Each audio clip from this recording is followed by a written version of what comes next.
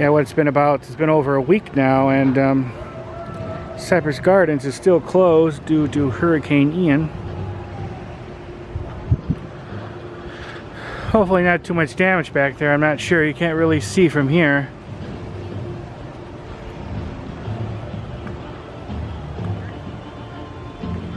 But I know sometimes this lower level down here, if you go in there, sometimes we'll get flooded.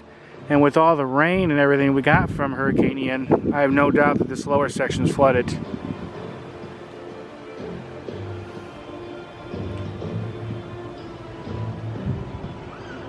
Hopefully this will be up and open again soon. It's a beautiful part of the park. And I definitely do like visiting Cypress Gardens. I don't film it every time I go in there, but I do go in there as much as I can.